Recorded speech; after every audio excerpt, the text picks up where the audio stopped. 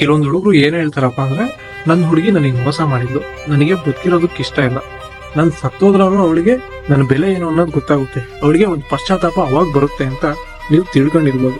ನೋಡಿ, ಸುಮಾರು ನನಗೆ ಗೊತ್ತಿರೋ ಹಾಗೆ ಒಂದು 5 ವರ್ಷಗಳ ಹಿಂದೆ ಆತನ ಹುಡುಗಿ ಕೈ ಕೊಟ್ಲು ಅಂತ ಆತ ಮಾತ್ರೆಗಳನ್ನ ನುಂಗಿ ತನ್ನ ಪ್ರಾಣ ತಾನು ಕಳ್ಕೊತಾನೆ. ಅವನೇನ್ ಅನ್ಕೊಂಡಿರ್ತಾನೆ, ಅವ್ನ್ ಸತ್ತೋದಾಗ ಅವ್ನ ಬೆಲೆ ಗೊತ್ತಾಗುತ್ತೆ, ಅವಳಿಗೆಲ್ಲ ಅರ್ಥ ಆಗುತ್ತೆ ಅಂತ ಆತ ತಿಳ್ಕೊಂಡಿದ್ದ. ಆದ್ರೆ ಈಗ ಆ ಹುಡುಗಿ ಇನ್ಸ್ಟಾಗ್ರಾಮ್ ಅಲ್ಲಿ ಒಂದು ಅಕೌಂಟ್ ನ ಕ್ರಿಯೇಟ್ ಮಾಡ್ಕೊಂಡಿದ್ದಾಳೆ, ರೀಲ್ಸ್ ನ ಮಾಡ್ತಾಳೆ, ಏನು ಲಕ್ಷಾಂತರ ಜನ ಫಾಲೋವರ್ಸ್ ಇದ್ದಾಳೆ, ಅವಳ ವಿಡಿಯೋಗಳು ಲಕ್ಷಾಂತರಷ್ಟು ವ್ಯೂ ಬರುತ್ತೆ, ಲೈಕ್ಸ್ ಬರುತ್ತೆ.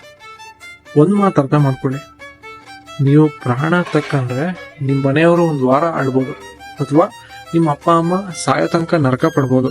ಆದ್ರೆ ನೀವ್ ಯಾರಿಗೋಸ್ಕರ ಸತ್ತೋಗಿರ್ತೀರಾ ಅವರಿಗೆ ಗಿಲ್ಟ್ ಅನ್ನೋದು ಒಂದು ಎಳ್ಳು ಇದೆಯಲ್ಲ, ಒಂದು ಸೂಜಿಯ ತುದಿ ಇದೆಯಲ್ಲ, ಅಷ್ಟು ಸಹ ಕಾಡಲ್ಲ.